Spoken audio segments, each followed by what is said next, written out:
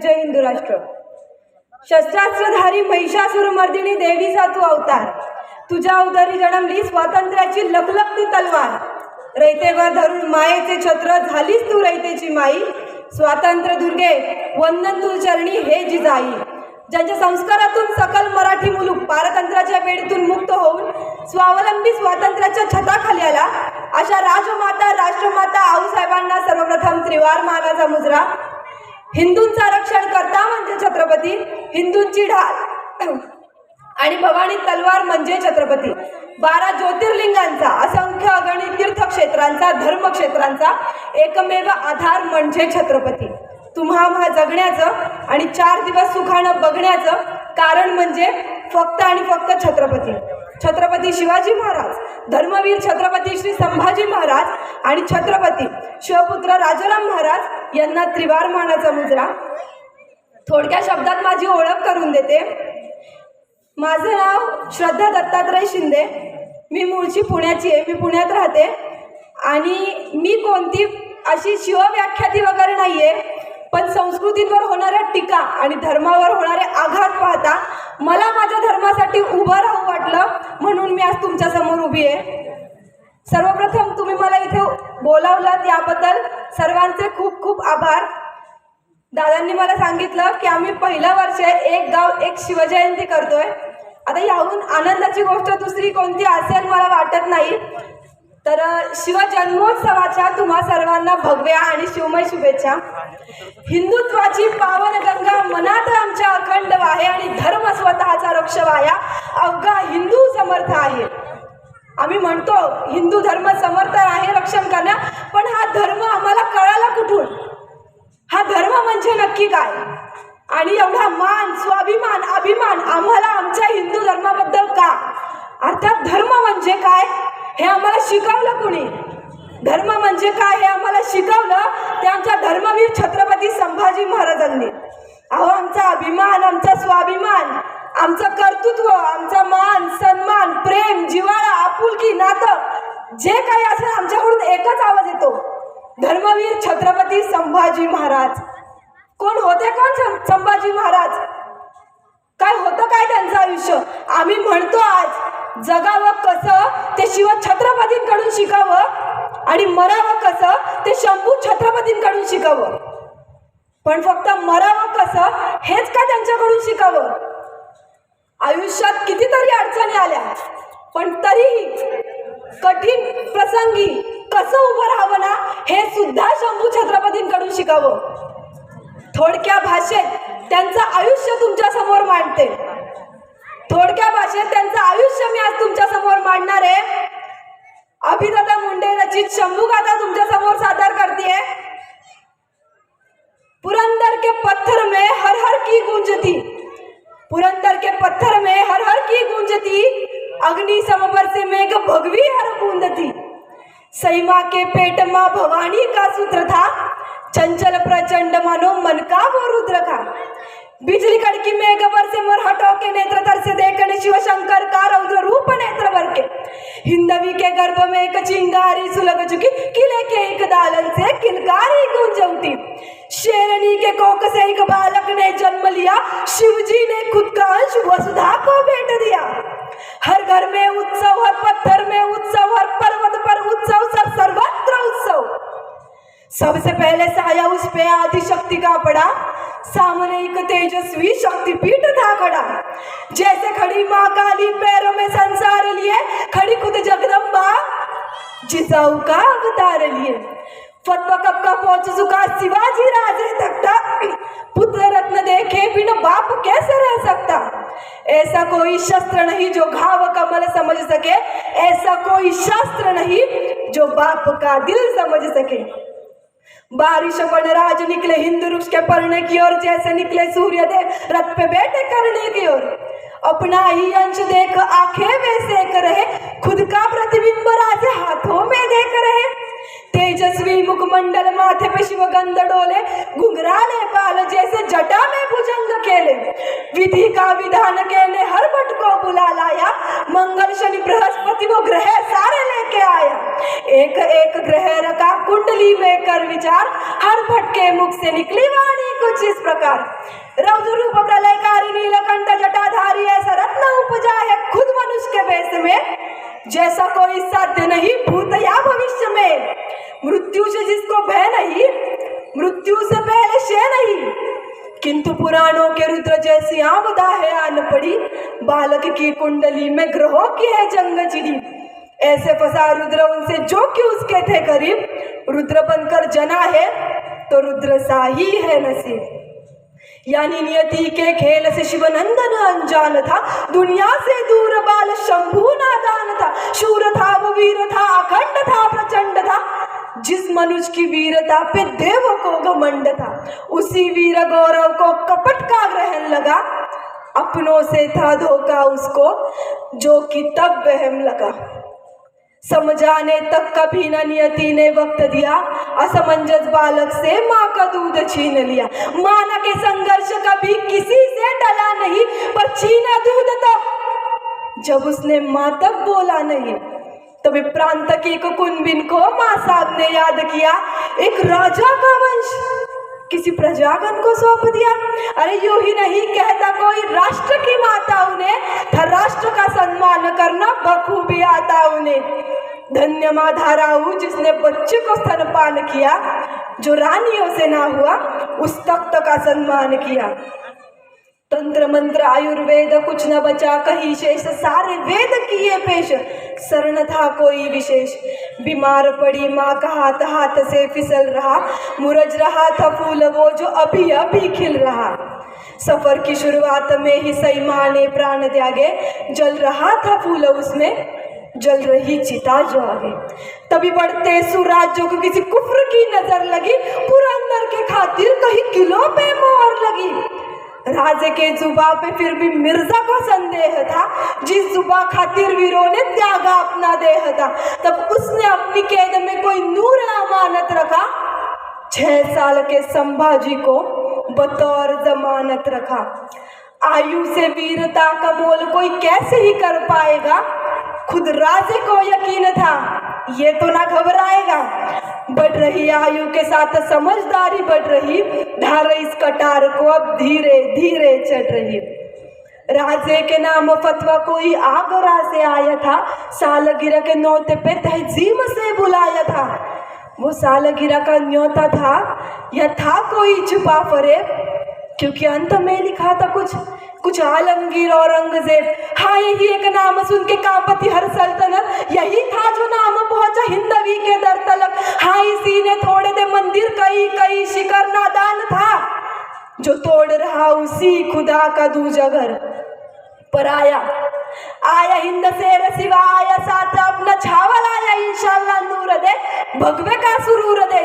दिल्ली के उस तख्त को चीरती वो नजर देख, सुरमे को जलाने वाली आंखों का वो कहर देख। देख आके फाड़ देख, देख पलके झाड़ देख, बादशाह के रास्ते का सबसे बड़ा पहाड़ देख। पर मौका परस्त बादशाह की अकल बड़ी कमाल चली, कटेगा सिवा पर झुकेगा नहीं, ये सोच के एक चाल चली। रिवाजे दरबार के झुकने का एक हुक्म उठा, ललचारा शिकार देखकर पंदे शेर का सबर छूटा।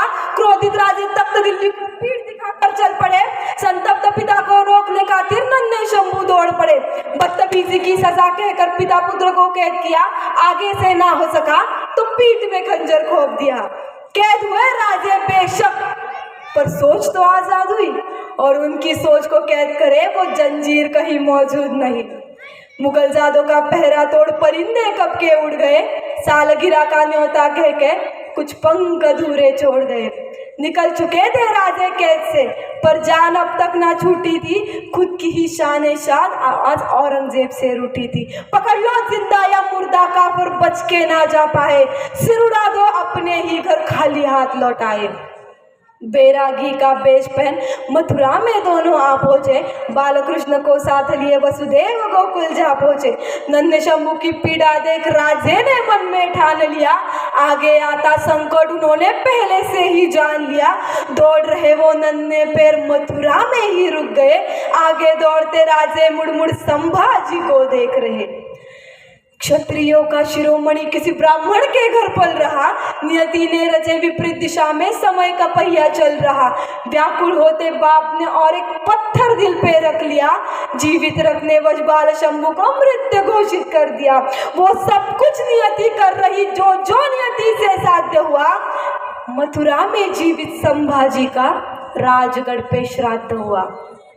पर वो रौद्र ही क्या जो मृत्यु से हर रोज ना आंखें भिड़ जाए, रौद्र वही जिसे देख मृत्यु खुद पंछी भांति उड़ जाए। ब्राह्मण के घर पलते शंभू ब्राह्मण की बोली सीख रहे, शस्त्रधारी को शास्त्र सीखते अचंभित ब्राह्मण देख रहे। भाषाओं में राजकवि संस्कृत की दीक्षा शुरू हुई, भविष्य के एक राजकवि की मथुरा में शिक्षा शुरू हुई। लौटे शंभू मथुरा से घर, वो शंभू अब नादान थे, अच्छे बुरे के भेद को वो अब भली भांति से जान चुके। संघर्ष की उनकी माला का पाडाव पहला ढल चुका, तख्त का युवराज चलो जैसे भी संभल चुका। शस्त्रों की उन शास्त्रों की रीति रिवाज, वस्त्रों की कटार ढाल अश्वचाल, भाला तीर गदा विशाल, एक एक करके राजे अदब सारी सिखा रहे। हर एक चुनौती को आंख शंभू राजे दिखा रहे। देख साथ इन्हें तख्ते दिल्ली का परा, भगवे का साम्राज्य अपनी बढ़ती सीमा ना परा। ऐसे हो शिकारी तो शिकार लड़खड़ाएगा, देख साथ इन्हें हर एक रिपू डगमगाएगा। निसंदेह शंभू तख्ते हिंद को चलाएगा, शेर का छावा है वो शेर ही कहलाएगा। तभी उत्तर से आएगा घावट ने सभी के दिल की बात कही, वो बात सुनते ही सबने माना इससे बड़ी सौगात नहीं। सकल गुण मंडित सिया विराजित, राजा का दे दो छत्र हमें, दे दो एक सिंहासन हक्का, जिसपे युगों तक नेत्र थमे। गो ब्राह्मण के राजा तुम, हरिजन हरिजन के राजा तुम, अंबर से लेके धरणी तक, वायु से लेके अवनी तक, उत्तर से लेके दक्षिण तक, पूरब से लेके पश्चिम तक। तुम ही भूपति, तुम ही बुद्ध हो, तुम ही सुमति, तुम ही शुद्ध हो। हिंदू धर्म के शीर शिखर पर हमें आपका नाम चाहिए। साधु संतों की इस भूमि को पुरुषोत्तम श्री राम चाहिए। ढोल नगाड़े मंत्र जाप से रायगढ़ था गूंज रहा, अंबर में तपता सूरज वो था, गर्भ से आके बूंद रहा। विराजे जिस पे हिंद भूपति, उस सिंहासन के भाग खुले, छत्रपति को देख सभी के हर्ष विलासित शीश डोले। उसी एक सजे आसन पे खुद संभाजी विराजे थे, वो शंभू अब शंभू न केवल युवराज संभाजी राजे थे।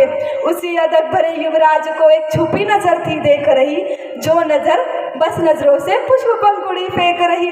देख रही थी ऐसे जैसे राधा देखे गिरधर को, जैसे देखे पार्वती मैया अपने ही शिव शंकर को। ये सुमाई की पवित्र आंखें शंभू राजे पे जकड़ गई, पति प्रेम की अमृत वर्षा वह नेत्रों से ही पकड़ रही। सिया विराजित पुत्र देख धो बाऊ को आके बह रही, गर्वित हर्षित नजरों से जिजाऊ थी कुछ कह रही। किंतु युवराज बने शंभू देख एक रूह थी जो जल रही, जले जैसे जंगल के आग, जो हर एक जीवन निगल रही। पुत्र प्रेम के अंधकार वो सौतेला शंभू दफन हुआ, महारानी सोयरा का आंचल शंभू खातिर कफन हुआ। रुद्र की दूजी अग्नि परीक्षा इसी मोड़ से शुरू हुई, शंभु गाथा के इस पन्ने से हुई कथा एक शुरू नई। जगमग जगमग रायगढ़ पे घना अंधेरा बादल छाया, खुद के ही अवतार को हंस के जगदम्बा ने पास बुलाया। जिन आंखों ने रची रचाई स्वप्न सुवर्णित विचार धारा, जिन चरणों से शुरू हुई थी अटल अलौकिक स्वराज्य माला। जिजा माई का पवित्र दामन हाथ छुड़ा कर निकल चुका था, फिर से टूटा बिखरा शंभू अभी अभी जो संभल चुका था। पूछूंगा मैं प्रश्न कई अब दे जवाब पर सोच दुबार, मिले न उत्तर यदि तुझे तो छूटे तेरे नीचे विचार। कर चरित्र ही न संभाजी राजे, गर स्त्री का ना सम्मान उन्हें, तो दे दो कोई सबूत मुक्ता, मत्सर का ना हो गंध जिन्हें। बनी बनाई कहानियों पे इतना ना विश्वास करो, कहते क्या खुद शंभू राजे, इसका खुद अभ्यास करो। जो लिखे नारी की मोहकता उस चरित्र पर क्यों दाग लगे, कदमों से शुरू कर रची नक्शिका, तो फिर क्यों जहनों में आग लगे। अरे कोई कहे व्यसनी राजा, कोई नशे में धुत युवराज कहे, कहने वाले कहे कुछ अब हम भी तो एक राज कहे। बुधभूषणम पढ़ो कभी जो थी खुद शंभु रचे, व्यसना नीच सर्वाणी भूपति परिवर्जये। चाहे जितने दाग लगा लो, चाहे जितनी आग लगा लो, जलकर अग्नि भस्म हो जाए, भस्म को अब कौन जलाए।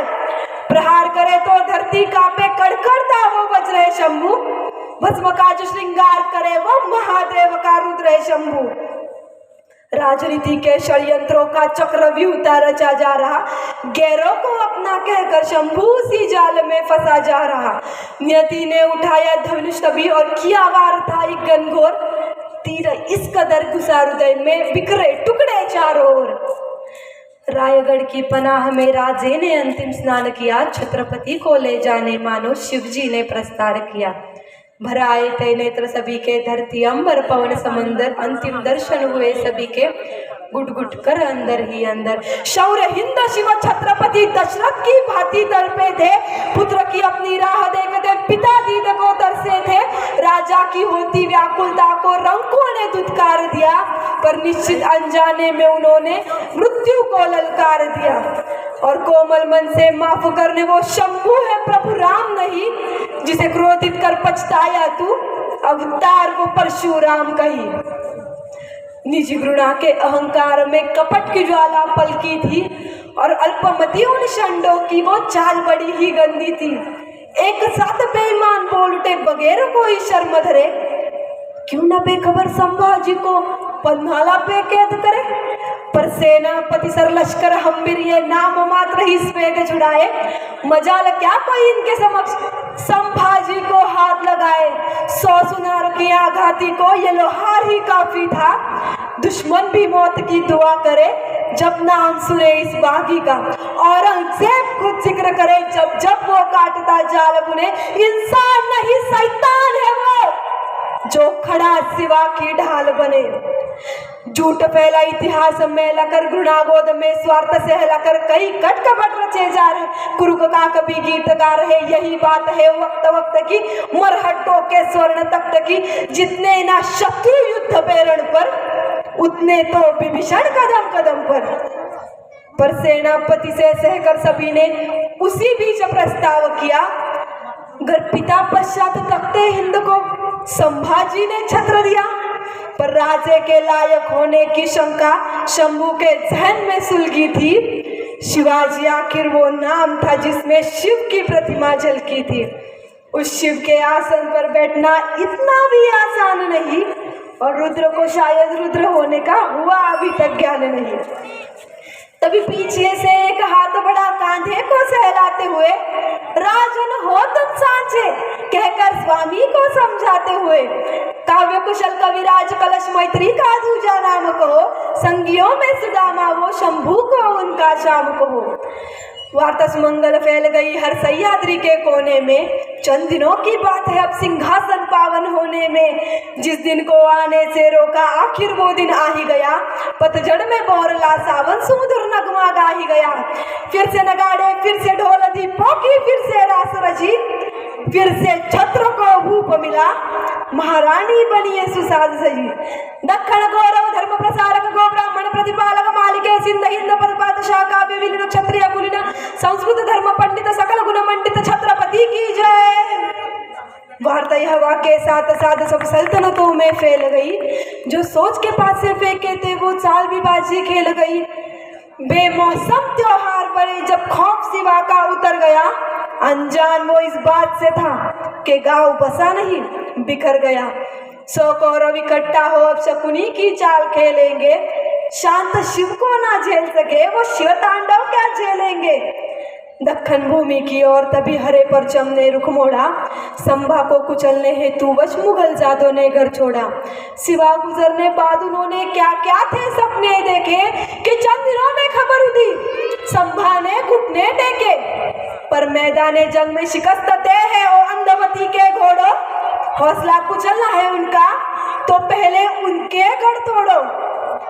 तो कौन करेगा पहल बताओ, किला कौन सालेंगे हम, राम से जो जीतेंगे हुजूर, ये शाहबुद्दीन ने ली थी कसम। अरे रात भर की बात है कहकर 5 साल तक मुगल लड़े, एक किला ना जीत सके और दक्खन के थे पीछे पड़े। औरंगजेब ने जान लिया कि सिवा अभी तक मरा नहीं, मेरे खौफ से मुर्दे डरते हैं, यह एक मराठा डरा नहीं। और रास्ते का काटा नहीं, ये हलक में अटकी जान बना है।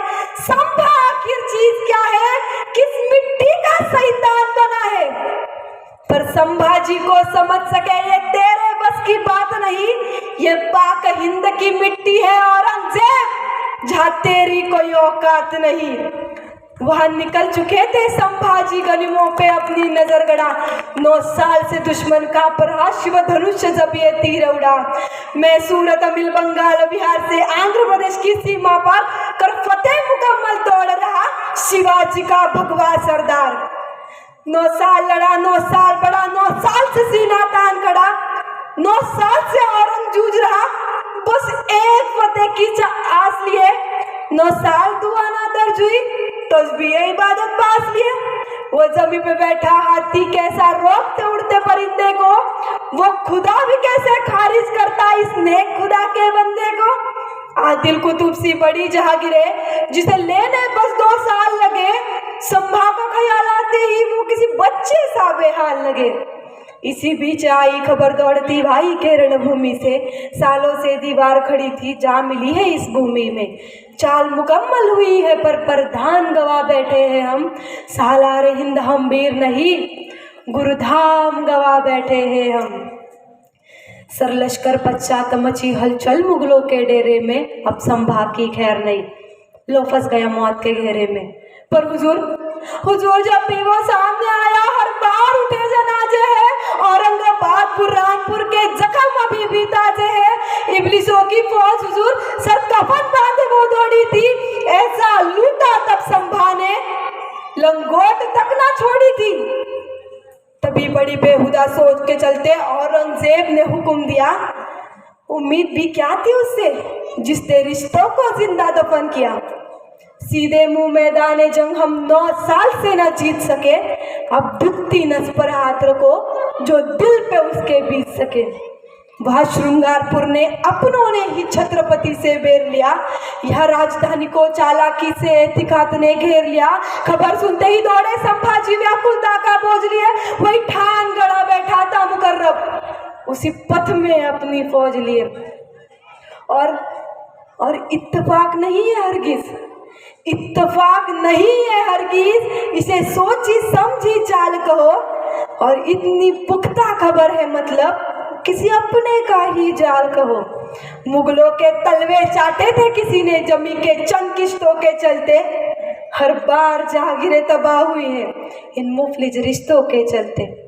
पर मल्होर जी ने दिया हौसला, राजन तुम बस आगे बढ़ो, हम घोर पड़े ये संभाल लेंगे, हरगिज ना तुम पीछे मुड़ो। हर हर महादेव हर मुख से मरहट्टों के गूंज रहा, गिदड़ों ने नोच कर डेर लिया। जान पे बीती है तब तब अपने ही बेईमान हुए हैं, और इतिहास गवाह है जंग में हर वक्त पराए ही कुर्बान हुए हैं। शंभू समक्ष नियति खड़ी बार बार ये पूछ रही है, परिभाषा क्या है रुद्र की, क्यों मृत्यु की तरफ ये खींच रही। जो रस्सी पड़ेगी गले में दे जवाब उसी में लपेट के, इस दुविधा के चलते फंस गया शेर भेड़ों की चपेट में। दस्त हुआ धोखे से मगर हथियार न शंभू छोड़ रहा, करीब आ रहा शेर के जो भी रूवई छोड़ कर दौड़ रहा। तभी चारों ओर से कूदे बुजदिल जैसे चींटियां शक्कर हो, जिस्म इस कदर सुन्न हुआ पानी में गिरता कंकर हो।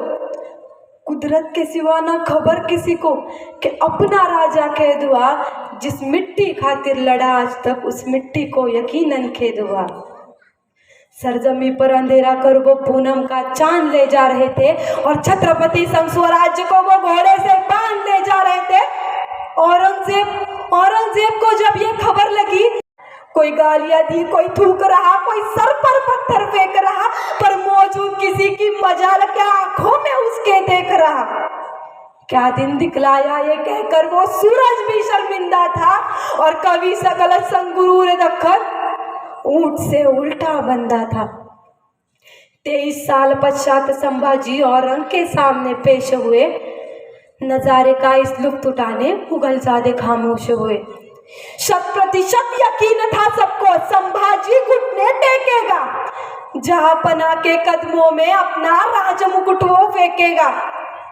पर औरंगजेब भी जानता था ये गर्दन नहीं झुकने वाली, और बाप के भांति लड़ेगा जब तक धड़कन नहीं रुकने वाली। अब सोचो तुम मौजूद हो वहाँ औरंग संभाजी के सामने, कांप उठेगा बदन तुम्हारा इन नजरों की जंग के सामने। फतवाए आलमगिरी एक तरफ सियासत आम, एक सिखाता शरीयत सबको, दूजे को हर धर्म समान, एक किसानों शौकत मतलब 1/4 विश्व आवाम, एक की दौलत इतनी सी बस बुद्ध कृष्ण सा जीवन ज्ञान, एक ने बदले धर्म कईयों के गर्दन पर रख के शमशीर, एक ने सबको यही बताया हर मजहब की एक तामीर।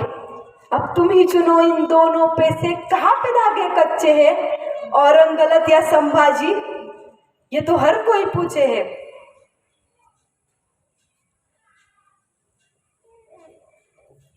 औरंग गलत या संभाजी, ये तो हर कोई पूछे है।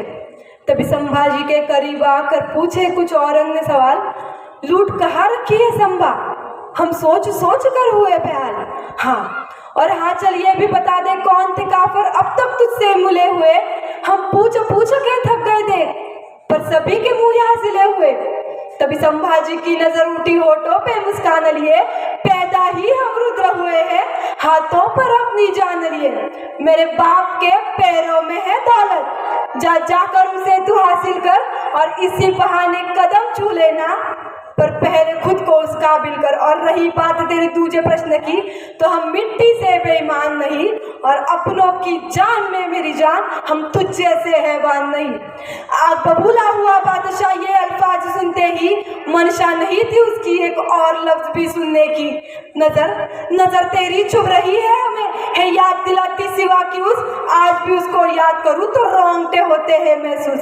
सरिया घुसा कर फोड़ दो अब और न हम सह पाएंगे, जुबा काट दो काफिर की ताकि हर हम ना कह पाएंगे, नाखून काटो खाल उधेड़ो जब तक ना घुटने टेकेगा, हमसे बगावत का नतीजा आज जमाना देखेगा। अमन जिसने सिखाया जगत को, उस कुरान का तो इल्म धरो, और कौन खुदा कहता है तुम ही हद तक गिलकर जुल्म करो। 1 2 नहीं 40 दिन आका के हुक्म पर अमल हुआ, हर रोज औरंग पूछ रहा कि झुकने को वो कबूल हुआ। हुजूर जुबा काटी आंखें फोड़ी, उसकी दोनों बाहें तोड़ी, नाखून उखाड़े खाल उधेड़ी, गोल घुमाकर टांग मरोड़ी, नमक लगाकर जख्म जलाए, गोश्त के टुकड़े कुत्तों को खिलाए, पर मजाल शिकस्त वो कबूल करे। हुजूर क्या हम कुछ भूल रहे? हाँ बिल्कुल, पहले तो तुमको हार मुबारक, चाल गलत तुम खेल रहे, सिर्फ जिस्म काटा है तुमने संभाजी तुम भूल रहे, बचपन से है दर्द साहब ये इसके लिए नई बात नहीं, और क्या क्या गिनोने जख्म सहे हैं ये हरगिज तुझको ज्ञात नहीं। कलेजा नहीं है उसका बस पत्थर का एक गोला है, बड़ी बेदर्दी से भूतकाल में नियति ने जिसे टटोला है।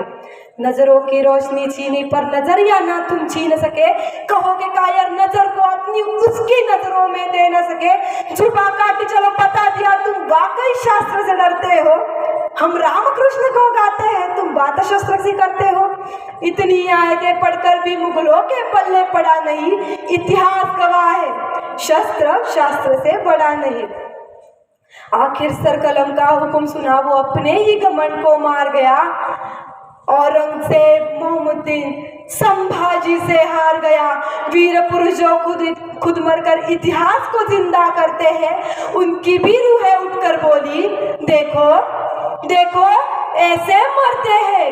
देश धर्म पर मिटने वाला शेर शिवा का छावा था, महापराक्रमी परम प्रतापी एक ही शंभू राजा था, तेज पुंज तेजस्वी आके निकल गई पर झुका नहीं, दृष्टि गई पर राष्ट्रोन्नति का दिव्य स्वप्न तो मिटा नहीं, दोनों पैर कटे शंभू के ध्येय मार्ग से हटा नहीं, हाथ कटे तो क्या हुआ सत्कर्म कभी भी छूटा नहीं, जीवा काटी खून बहाया धर्म का सौदा किया नहीं, अरे छत्रपति शिवाजी महाराज का ही बेटा था वो, गलत राह पर चला नहीं। वर्ष 300 बीत गए अब शंभू के बलिदान को, कौन जीता कौन हारा पूछ लो संसार को, कोटि कोटि कंठों में तेरा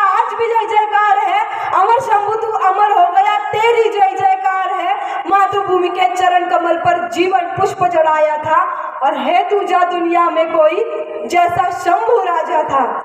महाप्रतापी महापराक्रमी मुघल संहारक रणमर्द विद्वान सर्जा एकमेव हिंदू धर्मरक्षक एकमेव हिंदू धर्मशासक शिवपुत्र धर्मवीर छत्रपती संभाजी महाराज की धर्मवीर छत्रपती संभाजी महाराज की।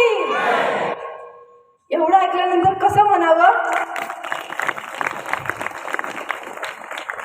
एवढं ऐकल्यानंतर कसं म्हणावं की कसं मरावं हेच फक्त त्यांच्याकडून शिकावं.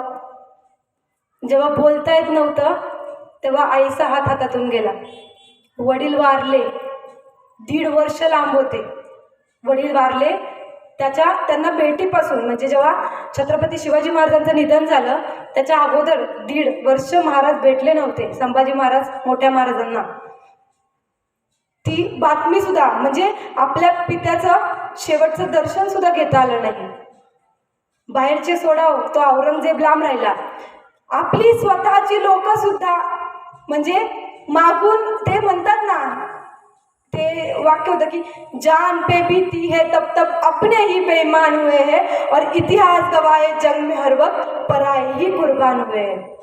घरातल्या लोकांकडून धोका, बाहेरून आहे तो वेगळा. किती संकट आयुष्यात आली त्यांच्या पण ते डगमगले नाहीत. छत्रपती शिवाजी महाराजांचे पुत्र होते, डगमरणार कसे? रायगडावरती स्वराज्याचा दुसरा जिरेटोप मावळला. अब स्वराज्य के पास है क्या? म्हणजे शिवाजी महाराज तर गेले, संभाजी महाराजांना सुद्धा त्यांनी मारलं. आता स्वराज्यात उरले कोण? स्वराज्याचे तिसरे छत्रपती छत्रपती राजाराम महाराज यांचा राज्याभिषेक करण्यात आला. पुन्हा एकदा स्वराज्याला तख्त मिळालं. पुन्हा एकदा स्वराज्याच्या गादीवर छत्रपती बसले. पण आता औरंगजेबाला माहिती होतं की जी लढणारी मोठी ताकद होती ती म्हणजे शिवाजी महाराज. ते गेले. त्यांच्या पाठीमागे लढणारी त्यांच्याहून मोठी ताकद होती संभाजी महाराज. ते सुद्धा गेले. आता स्वराज्यात उरलाय कोण? आता कोण वाचवणार स्वराज्य? कोण लढणार आपल्याला? कोण भिडणार आपल्याला? महाराणी भद्रकाली छत्रपती ताराराणी गरजली. एक स्त्री काय करू शकते ना याचं उत्तम उदाहरण स्वराज्याचे तिसरे छत्रपती यांची पत्नी सरसेनापती हंबीरराव मोहिते यांची लेक ताराराणी भोसले. छत्रपती शिवरायांची सून म्हणून जे जे केलं पाहिजे ना ती प्रत्येक गोष्ट स्वराज्यासाठी ताराराणी साहेबांनी केलेली आहे. औरंगजेबाला महाराष्ट्राच्या मातीत गाडला कुणी गाडला? एक स्त्री होती. छत्रपती शिवाजी महाराजांनी स्वराज्याचं स्वप्न उभं केलं. धर्मवीर छत्रपती संभाजी महाराजांनी स्वराज्याचं स्वप्न जे शिवाजी महाराजांनी उभं केलं होतं ते राखलं. पण जो सगळ्यात मोठा अजगर त्या स्वराज्याला विळखा घालून बसलेला ना तो संपवला एका स्त्रीने. याहून भाग्याची गोष्ट दुसरी कुठली नाही. आज आम्ही कमी लेखतो स्त्रीला पण हे आपण बसलोय ना ते एका स्त्रीमुळे. स्वराज्य स्थापन करण्याची संकल्पना ज्यांची होती ती एक स्त्री होती. हो शिवाजी महाराजांचं बोलावं तेवढं कमीच आहे पण शिवाजी महाराजांना स्वराज्य हे शिकवलं ते राजमाता राष्ट्रमाता आऊसाहेबांनी. आता स्वराज्याचे 2 छत्रपती गेल्यानंतर स्वराज्यात उरलंय काय आणि स्वराज्यात करायचं काय असं म्हटल्यानंतर ताराराणी साहेब उभ्या राहिला. सगळेच किल्ले आपले मुघलांकडे जात होते आणि येसुराणी साहेब तर स्वतः औरंगजेबाकडे कैद होत्या. मग आता करायचं काय? ताराराणी साहेबांनी एक गनिमी कावा केला. त्यानंतर त्यांनी गनिमी कावा असा केला की एखादा मुघलांचा सरदार आला ना आणि तो म्हणाला ना की आम्हाला हा किल्ला पाहिजे नाही त्यांनी हल्ला करणार. हल्ला केल्यावर आपली अर्धी लोक मारली जाणार, त्याची मारली जाणार.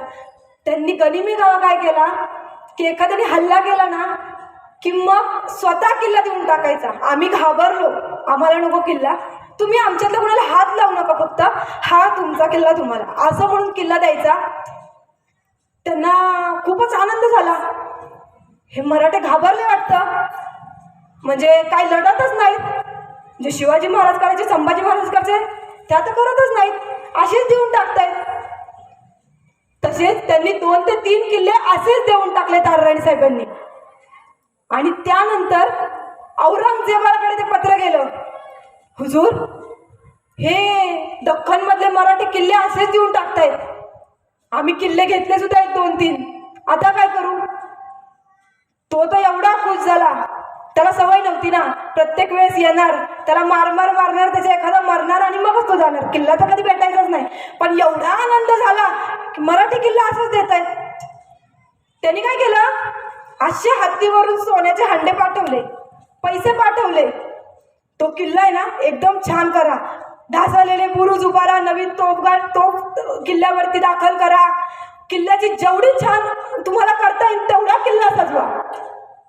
2 ते 3 किल्ले एकदम सुंदरपणे होते तसे पेक्षा त्याहून होत्यापेक्षा भव्य दिव्य केले. आणि काय केलं, झाले किल्ले सगळे झाले. आता मराठ्यांनी हल्ला केला. आता काय झालं, जिथं काहीच नव्हतं, मराठे त्यांच्यासमोर हरतायत कुठं, ताराराणी साहेब स्वतः संताजी धनाजींसारख्या धुरंधर योद्ध्यासह किल्ल्यांवर झडप टाकली, सगळे किल्ले परत हातात घेतले. त्या औरंगजेबाला काय सुचेना तिकडं, हे म्हणतात आधी आम्हाला किल्ला नको आणि नंतर एवढं छान केल्यावरती येऊन झडप टाकतात. ह्या स्वराज्याच्या स्त्रिया आहेत. आज आपण म्हणजे आपल्यातला आता कितीतरी स्त्रिया घराबाहेर जाऊन काम करत नाहीत. का करत नाहीत, काहींना घरच्या जबाबदाऱ्या असतात. ती सुद्धा स्त्री होती, तिला सुद्धा घरच्या जबाबदाऱ्या होत्या.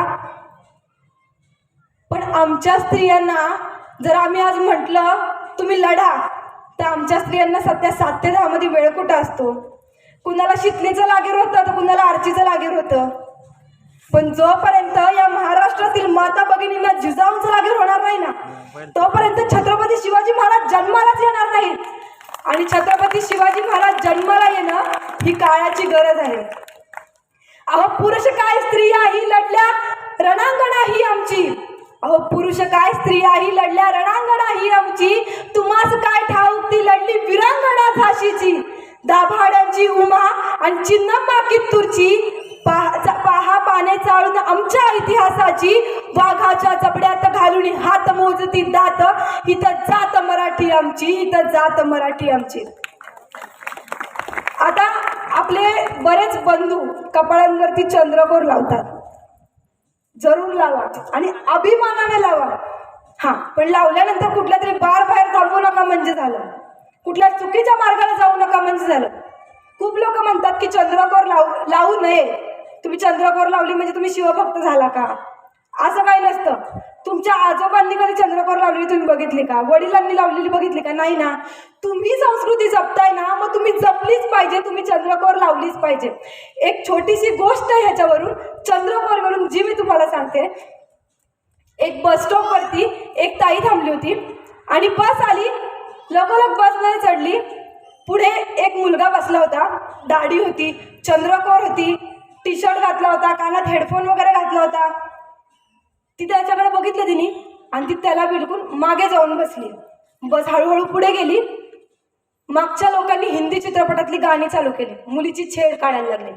बराच वेळ ती बसली, बराच वेळ ती थांबली, आता संपेल आता संपेल, पण त्यांचं काही संपेना. त्यानंतर अर्ध्या 1 तासांनी ती पुढे झाली आणि पुढे तो जो दादा होता ना टी शर्ट घाललेला चंद्रकोर, त्याच्या शेजारी जाऊन बसली. त्यांनी तिला विचारलं, का ग बाई, म्हणजे मी बघितलं तू बसमध्ये आलीस, मागे जाऊन बसलीस, ती पोरं तुला छेडतायत, त्यावेळेस तू तिथे जाऊन बसलीस, पण तू आता का माझ्या शेजारी येऊन बसलीस. तिने उत्तर काय दिलं की दादा, ही जी मागं होती ना, मला आधी वाटलं की ती चांगली होती म्हणून मी त्यांच्या शेजारी जाऊन बसले, पण ह्यांच्यापासून वाचायला मला तू दिसला.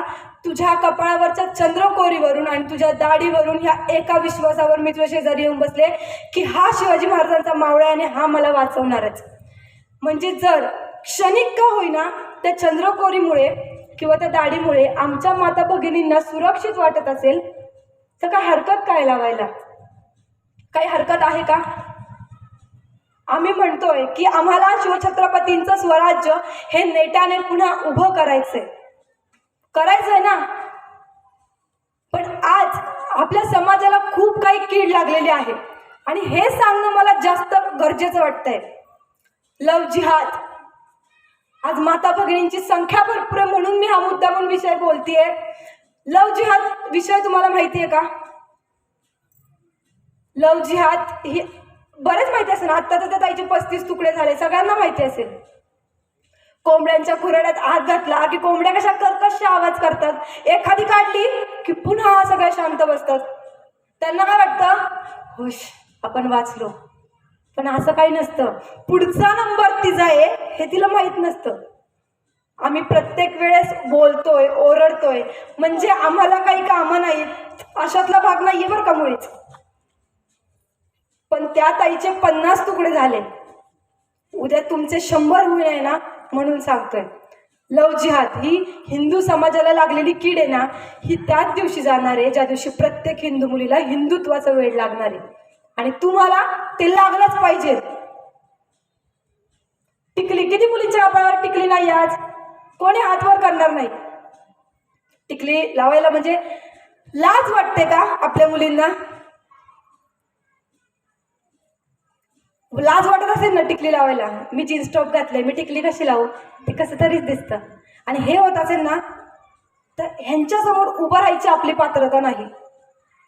मी आता जे काही धर्मवीरांबद्दल 4 ओळी तुमच्या समोर मांडल्या, नखं काढली गेली, जीभ हातात धरून चिमट्यात धरून कापली गेली,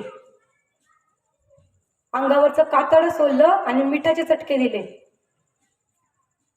त्यांना हो म्हणजे आता त्या औरंगजेबा म्हणलं होतं तुला तळकोकणातला भाग देतो, फक्त इस्लाम कबूल कर. केलं का त्यांनी? केलं असतं तर काय झालं असतं? मी बोलायची गरज नाही, तुमच्या सगळ्यांना माहिती आहे. मग जर आपले महाराज इथपर्यंत जाऊन धर्म वाचवू शकतात तर आपण एक टिकली नाही लावू शकत? लाज कसली वाटायची आहे? म्हणजे आपण दुसऱ्यांची संस्कृती आचरणात आणतो, काळासोबत आपल्या काळासोबत राहावं. नाही, ती काळाची गरज आहे की काळासोबत बदलत गेलं पाहिजे, पण आपली संस्कृती विसरून मुळीच नाही. किती जण इथे गरबा दांडिया खेळायला जातात बरं? सगळ्या मुली जात असतील. आणि किती जण सकाळी उठून दुर्गा माता दौडीला उपस्थित राहतात? दुसऱ्यांची जाणीव आहे, दुसऱ्यांची जपा, पण आपली विसरून नाही. शिवप्रतिष्ठान हिंदुस्थानचे कार्यकर्ते तिथं म्हटल्यावर दुर्गा माता दौड निघतच असणार. गुरुजींचे धारकरी आहेत म्हटल्यावर आवर्जून येत्या नवरात्रीला ही संख्या दररोज दुर्गा माता दौडीला दिसली पाहिजे. आपल्या स्त्रियांनी काळासोबत बदलल्यात पण संस्कृती विसरत चालल्यात. आमच्या मुलींना वेळ लागलाय ते दीपिका पदुकोणचं, हिरोईनी बॉलिवूडच्या. दीपिका पदुकोण झाली, अजून ती करिश्मा कपूर झाली, अजून काय काय असते. मी कितीतरी वेळा अशा बारक्या पोरांना विचारलं ना, 10 बॉलिवूडच्या हिरोईनची नावं सांग, 10 नाही 20 सांगणार. पण स्वराज्याच्या 10 मावळ्यांची नावं सांग म्हणलं ना, आम्हाला एकच आठवतं, तानाजी मालुसरे. बाकी आम्हाला कोणी माहितीच नाही. अर्थात आम्हाला ते शिकवलं नाही ही वेगळी गोष्ट आहे. त्यांची चूक नाही, कारण त्यांना ते शिकवलेलं नसतं. आम्हाला वेळ लागलाय ते दीपिका पदुकोणचं का? तर ते सुंदर दिसतात म्हणून, त्या सुंदर राहतात म्हणून. एखाद्या व्यक्तीचं आकर्षण आपल्याला केव्हा होतं? जेव्हा ती सुंदर दिसते किंवा सुंदर राहते. शृंगार पाहिलाय का कधी तुम्ही आऊसाहेबांचा? शृंगार पाहिलाय का कधी तुम्ही येसू राणी साहेबांचा, पुतळा राणी साहेबांचा, सकवार राणी साहेबांचा, सोयरा राणी साहेबांचा, गुणवंता राणी साहेबांचा, काशी राणी साहेबांचा, लक्ष्मी राणी साहेबांचा आणि स्वराज्याची सुंदरतेची खाण असलेल्या आमच्या तारा राणी साहेबांचा? आता सगळ्यात मोठा प्रश्न तुमच्यासमोर हा असेल, ही एवढी नावं होती कोणाची? आम्हाला मोजकीच 2-3 माहिती आहे. छत्रपती शिवाजी महाराजांनी 8 लग्न केली होती, माहिती आहेत ना? मग ती लग्न का केली होती? काय नाही, आमच्याकडे भरपूर पैसा होता त्यावेळेस, केली म्हणून. एक झालं की एक, थोडं मोठं झालं की दुसरं, परत थोडं मोठं झालं की तिसरं. असं होतं का? स्वराज्य जेव्हा उभारणीला चालू होतं त्यावेळेस आपलीच लोक आपल्याच पाठीत कुऱ्हाडी घालत होती. म्हणजे मग ते शिर्के असू दे, देशमुख असू दे, पाटील असू दे, अथवा कोणीही असू दे, आपलीच लोक आपल्या विरोधात जात होती. म्हणून आऊसाहेबांनी स्वराज्याचे मातबर 8 घराण्यांच्या मुलींशी महाराजांचं लग्न लावून दिलं. ह्या यांनी की आता त्यांची मुलगी आपल्या घरात म्हटल्यावर ते आपल्यावर तलवार उभारणार नाहीत. हे त्याच्या मागचं कारण आहे. आमचे दादा म्हणतील महाराजांनी 8 केली होती, आम्ही 2 केली तर काय होतंय. असं नाही दादा, त्यांच्या मागं खूप मोठं कारण होतं म्हणून त्यांनी ती लग्न केली होती. स्वराज्याबद्दल किती बोलायचं आणि कोणाबद्दल. अर्थात आपण आता जे काही जगतोय, जे काही राहतोय, जे काही सुखाचे 4 घास खातोय त्याचं कारण एकच, आमच्यासाठी तरी एकच, आणि तुमच्यासाठीही एकच असलं पाहिजे. म्हणजे मी प्रत्येक भाषणात बोलते हे खरं, हिंदू राष्ट्र जे आत्ता स्थापन झालं पाहिजे त्यासाठी पुरुषांपेक्षा स्त्री ही हिंदुत्वाकडे वळाली पाहिजे. आणि हो, आमचा विरोध हा कुठल्याही धर्मातील लोकांना नाही, तो कुठलाही धर्म असू दे. आमचा विरोध हा कुठल्याही धर्मातील लोकांना नाही, आमचा विरोध त्यांना आहे ज्यांचा विरोध हिंदू राष्ट्राला आहे. मग तो कुठल्याही धर्मातील असू दे, तो हिंदू असला तरी आमचा विरोध त्याला आहे जर त्याचा विरोध हिंदू राष्ट्राला आहे.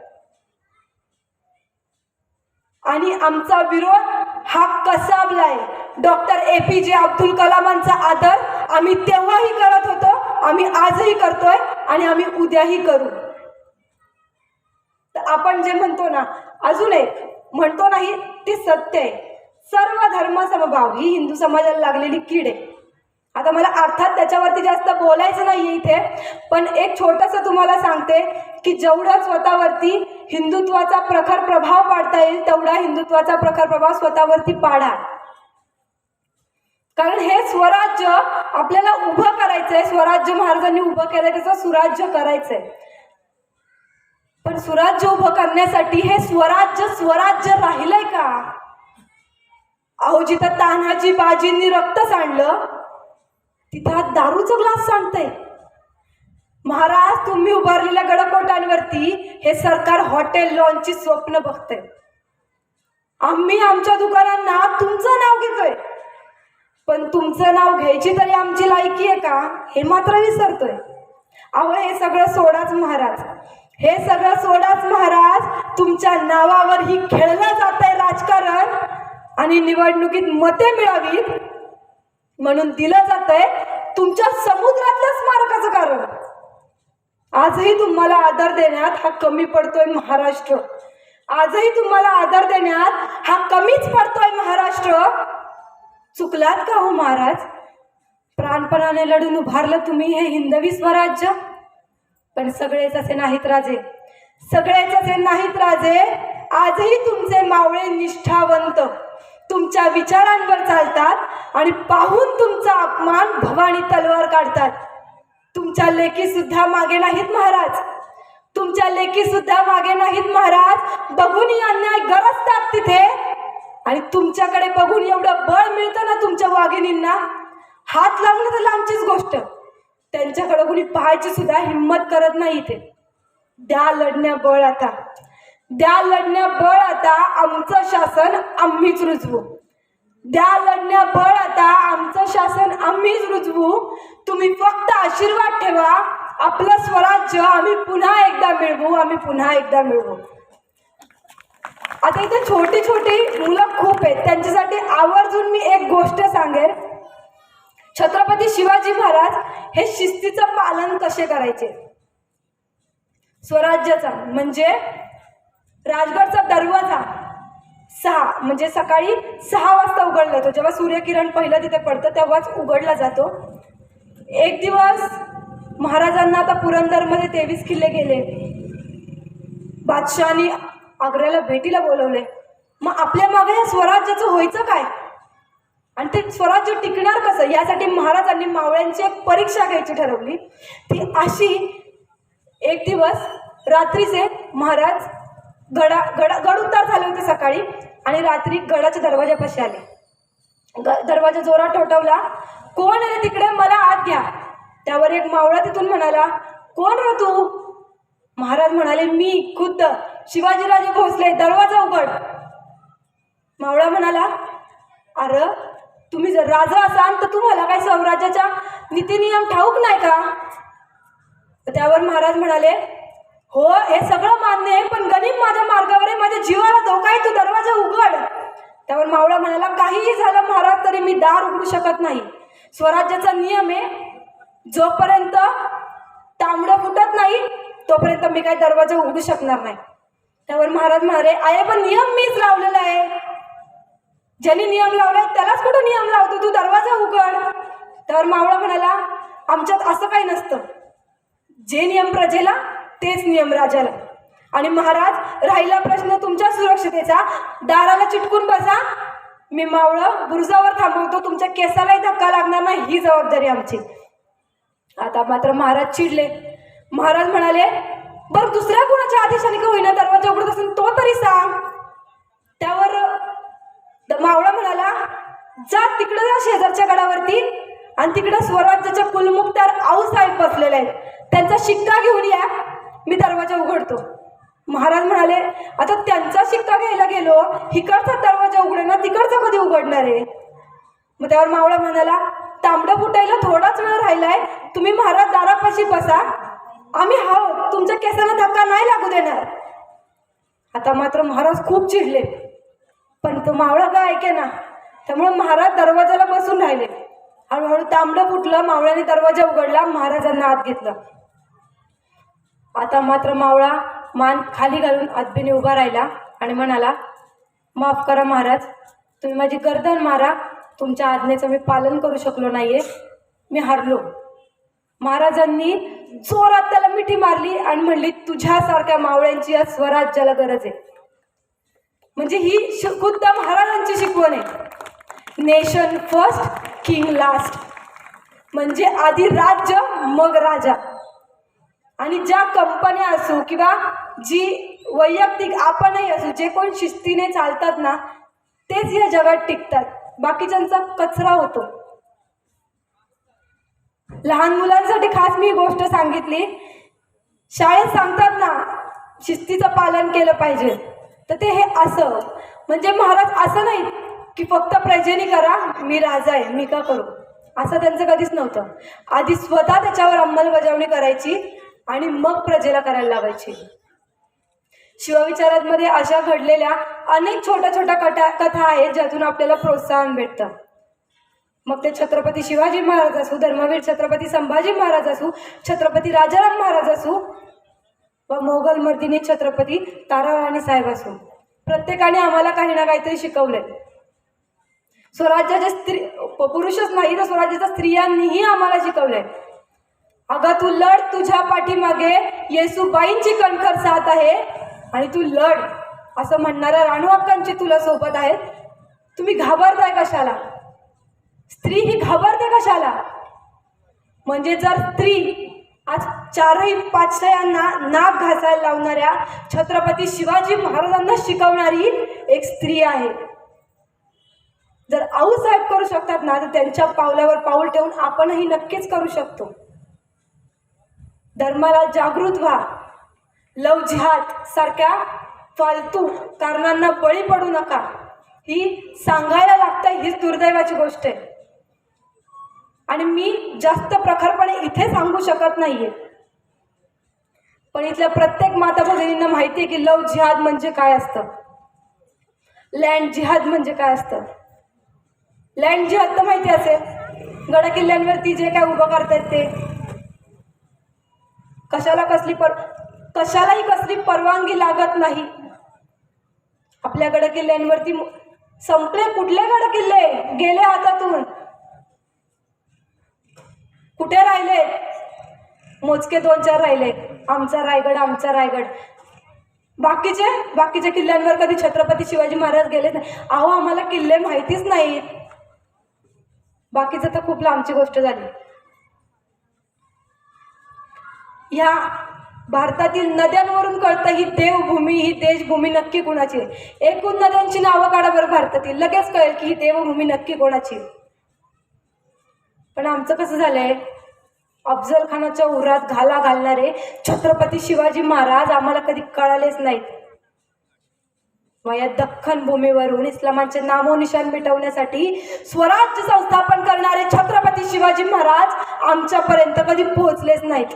ही दुर्दैवाची गोष्ट आहे. आमचे संदेश देव ह्याच्यात अडकलेत. करंगळीवर पर्वत उचलणार तो श्रीकृष्ण असू दे, नाही ती विठ्ठल रखुमाई असू दे, आपलं कसं झालंय, आपण घरच्या देवांना पितांबरी घासत बसलोय आणि गडावरच्या गडदेवतांचा सिंदूर कधी काळा पडला हे आम्हाला कळलंच नाही. तुम्हाला सगळ्यांना एक आवर्जून विनंती आहे, महिन्यातला एक दिवस का होईना आपल्या मुलांना, आता ठीक आहे आपलं आयुष्य तसं अर्ध्याहून निम्म गेलंच, पण आपल्या मुलांना गड किल्ले फिरवा, त्याचा इतिहास जाणून घ्या. महाबळेश्वरला नाही गेलात तरी फरक पडत नाही, गोव्याला नाही गेलात तरी फरक पडत नाही, पण जी ऊर्जा त्या लहान मुलांना गड किल्ले चढल्यावर येईल ना, ती ऊर्जा बाकी दुसरीकडे कुठेच येणार नाही. तुमच्या मुलांना गड किल्ल्यांवरती फिरवा. गुरुजींची धारातीर्थी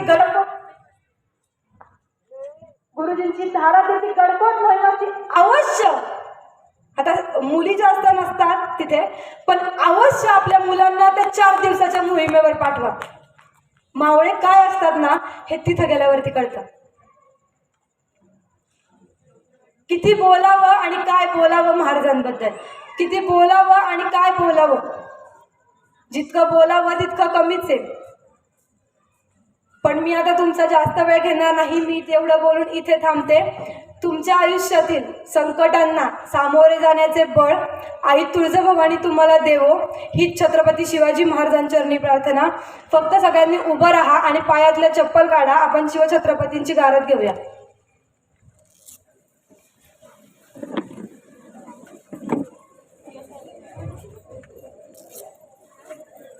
आणि आवाज आहे ना इतका मोठा आला पाहिजे ना, शेजारच्या गावाला सुद्धा ऐकू गेला पाहिजे. चप्पल काढली सगळ्यांनी. आस्ते कदम, आस्ते कदम, आस्ते कदम. स्वराज्य संकल्पक महाबली फर्जंद सरलष्कर महाराजा श्रीमंत शहाजीराजे भोसल्यांचा, श्रीमंत शहाजीराजे भोसल्यांचा, श्रीमंत शहाजीराजे भोसल्यांचा. अखंड लक्ष्मीकृत वज्रचूडालंकृत पुण्यश्लोक राजमाता राष्ट्रमाता आऊसाहेब मासाहेब जिजाऊ साहेबांचा, मासाहेब जिजाऊ साहेबांचा, मासाहेब जिजाऊ साहेबांचा. महाराज गणपती गजपती भूपती प्रजापती सुवर्ण रत्न श्रीपती अष्टावधान जागृत अष्टप्रधान वेष्टित न्यायालंकार मंडित शस्त्रास्त्र शास्त्र पारंगत राजनीती धुरंधर प्रौढ प्रताप पुरंदर क्षत्रिय कुलावतंस सिंहासनाधीश्वर राजाधिराज योगीराज श्रीमंत श्रीमंत श्रीमंत पुण्यश्लोक छत्रपती श्री शिवाजी महाराज की, छत्रपती शिवाजी महाराज की, छत्रपती शिवाजी महाराज की. महातेजस्वी महाप्रतापी बुद्धिनिष्ठ चारित्र्य संपन्न मुघल संहारक रणमर्द विद्वान सर्जक एकमेव हिंदू धर्म रक्षक एकमेव हिंदू धर्म शासक शिवपुत्र धर्मवीर छत्रपती श्री संभाजी महाराज की, छत्रपती संभाजी महाराज की. शिवपुत्र छत्रपती राजाराम महाराज